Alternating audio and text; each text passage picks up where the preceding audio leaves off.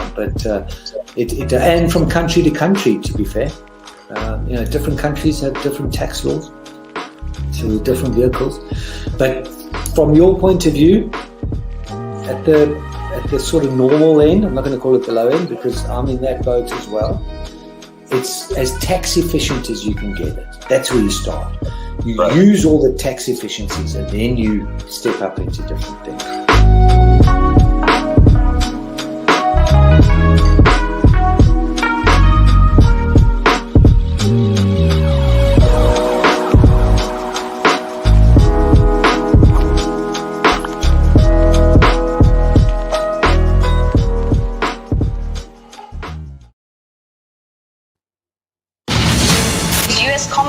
To leave Iraq by end of year. The Britain was 22 seconds off the four-strong leading pack going into the run. A search for space has pushed up the average price per house by 7.3% over the past year. Time for the news. Local news. In your local news, 7 guilty of drive-by shooting murder. 7 men have been found guilty of murdering a student who was shot dead in a feud between 2 Thai firm owners. 19-year-old Aya Hacham was mistakenly killed in the botched drive-by shooting in Blackburn on 17th May last year. Thai firm boss Feroz Suleiman had arranged the execution of a rival businessman, but the gunman he hired shot dead Mrs. Hacham instead. 7 of the 8 people who were on trial at Preston Crown Court were convicted of Miss Hacham's murder. Boris Johnson will not meet Scotland's First Minister for talks during a visit this week. Nicola Sturgeon had invited the Prime Minister to her official residence to discuss recovery after the COVID pandemic. But that will not happen. Instead, Mr. Johnson has suggested a meeting with other First Ministers at a later date. International news. In your international news, missing Belarus activist found dead. The head of a group helping people who have fled Belarus has been found dead near his home in neighboring Ukraine. Vitaly Shishov's body was found hanged in a park in Kyiv a day after he failed to return from a jog. Police have opened a murder inquiry and said they were investigating whether he had been killed and his death made to look like suicide. Ship hijacked by armed men of UAE. A Panama flagged ship has been hijacked by armed men in the Gulf of Oman and ordered to sail to Iran. Lloyd's List Maritime Intelligence has confirmed the bitumen tanker MV Asphalt Princess is heading into the congested approach to the Strait of Hormuz, it said. It is not clear who has seized the ship, but analysts say Iranian forces will be suspected. Sports news. In your sports news, Thompson-Herah completes sprint double. Elaine Thompson-Herah confirmed her place among the pantheon of sprint greats as she secured an unprecedented women's 100-meter to 100-meter double-double with a sensational victory over the longer distance in Tokyo. The 29-year-old Jamaican surged home in 21.53 seconds, just 0.19 seconds off Florence Griffith-Joyner's long-standing world record. It is the second fastest time recorded in history.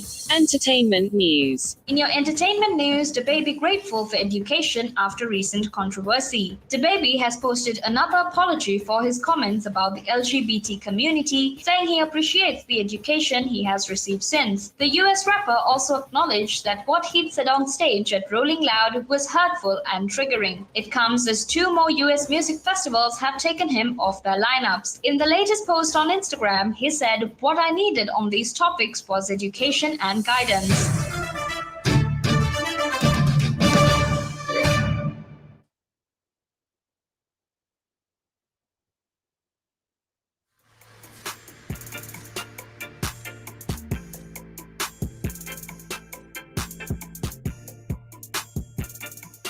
Welcome back to the show. It's your girl Sarah right here on Relaks Radio. Now we're having a very, very important conversation with regard to a vaccination that is being offered to children who are below the age of 18, that is 16 and 17-year-olds who are being offered the vaccine because experts have recommended that children below the age of 18 should get vaccinated. All right, that's a conversation we were having, and I'm very, very excited for you to be here because we're going to be talking about, this whole process and how, this exactly wasn't what we were told earlier, right?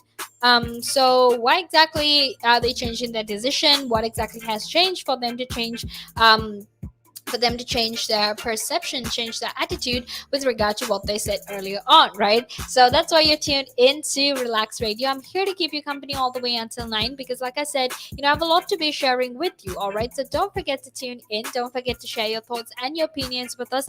All you need to do is just text me on 078 share your thoughts with me, share your opinions with me because, like I said, I want to know what you are thinking, all right? Don't forget to do that. Now, let's actually head back into the conversation. But before that, I want to very quickly remind you that you can, in fact, go like us on Facebook, right? Go follow us on Instagram, Twitter, and TikTok. That way, you can actually make sure that you're always informed and you're always updated about everything that happens, not just here in the UK, but in fact, all over the entire world as well.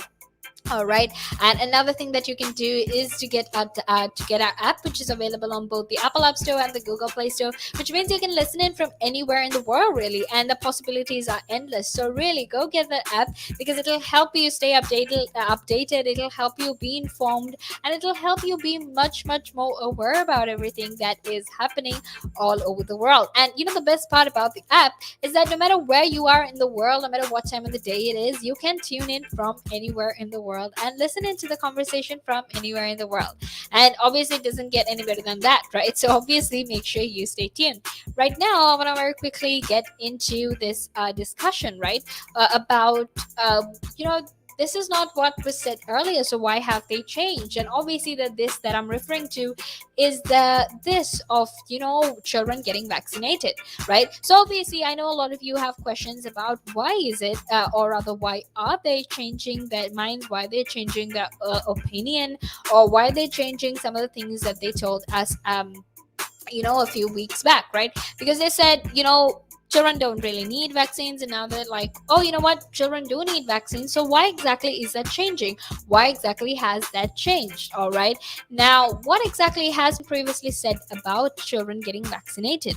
Now, in fact, when this whole thing started, there was a lot of debate about offering vaccines to children, right? And some experts said, you should give vaccines to children because it will help them go back to school. It'll help them to get back in, to get back into their normal lives and do the things that they used to do and enjoy their childhood, right?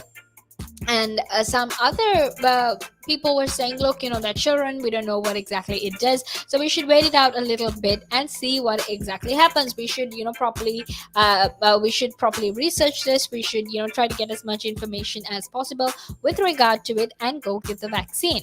All right, that's essentially what has been told with regard to children getting the vaccine, right? Now, according to government figures, a record 1.13 million children in England were actually out of school for COVID-19 related reasons towards the end of the term. All right, and that's 1.13 million, right? That's a lot of children missing out on school because of COVID related reasons, right? And it also, in theory, if you actually think about vaccines, what it could do is that it could essentially reduce transmissions with which should basically dampen the levels of infection in the population. Right now, this is what we're seeing right now as well, and we will be talking about this in the next hour. But we've seen how the rate of infections have essentially reduced. The rate of infection has really come down with regard to how exactly, or with regard to this whole situation, right? Now we've seen how much of we've seen how the rate of infection has slowed down, and people have actually started getting much more. I mean, sure, there is an increasing number of coronavirus cases, but having said that, these people who are vaccinated are actually having a much higher chance at immunity. I mean, they're not completely immune to the virus, but obviously they have additional immunity, which is helping them, right? And something else that we need to keep in mind, obviously, is that this is actually changing, and this is helping a lot of these children, a lot of these people, rather, be much more safer, because the vaccine has in fact reduced the rate at which the virus spreads, which means it doesn't spread as fast as it used to, right? And like I said, if school children are given this vaccine according to what we are currently discussing and what we're currently going through, it means that this could potentially dampen the levels of infection in the population. And a lot of other people, especially around the world, have suggested that vaccinating children would in large not exactly be for their own benefit, but it is it's quite rare that children could be seriously ill from COVID-19. It's not impossible, it's just rare, right? And this means that that would essentially create this moral gray area where you would actually try to figure out as to whether children would be given a vaccine, and whether these, and obviously when they get the vaccine, this vaccine could possibly have side effects, and that has to be for the benefit of others, right? So then there is this moral gray area that exists as well. However, a lot of other people have said that, morally, it would be morally ambiguous to actually give the vaccine to children, where there are serious gaps in vaccine equity around the world. All right, and that's what they're saying. It's basically this moral gray area. No one really knows what exactly is the right thing to do and what exactly is the wrong thing to do, especially in this world where there is a lot of vaccine inequality, and there are so many countries out there that are actually suffering because of this, right? So obviously, a lot of high profile people such as Andrew Pollard who is actually a part of the team behind the Oxford AstraZeneca vaccine, has actually spoken out against vaccinating children ahead some of the most vulnerable people in other parts of the world.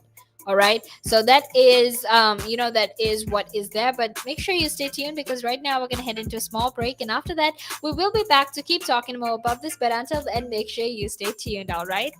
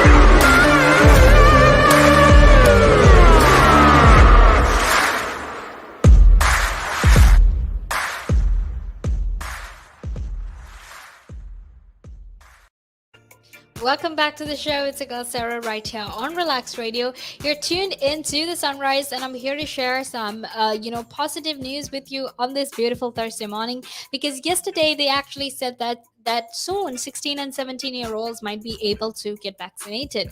All right, and so this is an important discussion to be having, because obviously we need to sort of really look into how exactly this situation is happening, and we need to see if it's safe and what exactly are the benefits of children getting vaccinated, right? So that's a conversation we're going to be having, and you're tuned into the sunrise with me, Sarah, and I'm here to keep you company all the way until 9 a.m. All right, so make sure you stay tuned, because we're going to be talking about a lot of interesting and important things that you'll have to keep in mind for the next few months until this pandemic is over and we're finally getting back to normal. All right, so that's what we are here for now.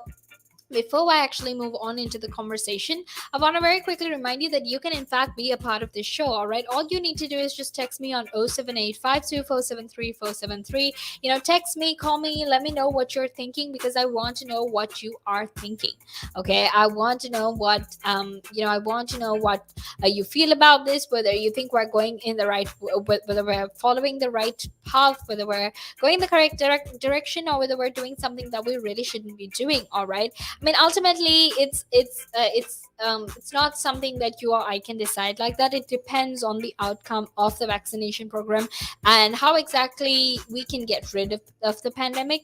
But that is something that you can think about while you're listening to Relax Radio, and you're listening to the Sunrise with me, Sarah, as well.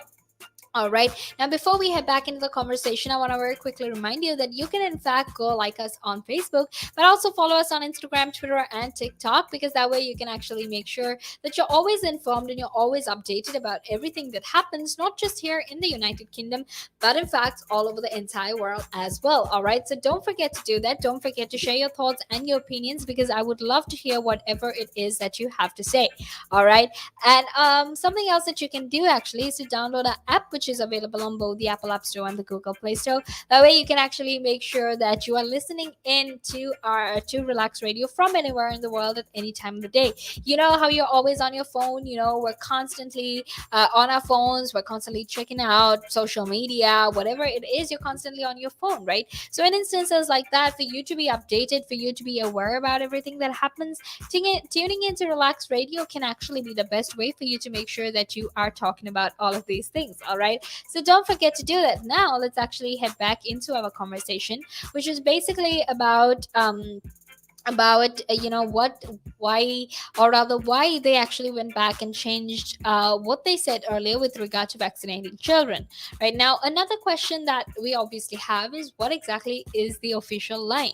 Now, a Department of Health and Social Care spokesperson actually said that they will continue to keep the vaccination of children and young people under review, and they will also be guided by the advice of the Independent Joint Committee on vaccination and immunization, right?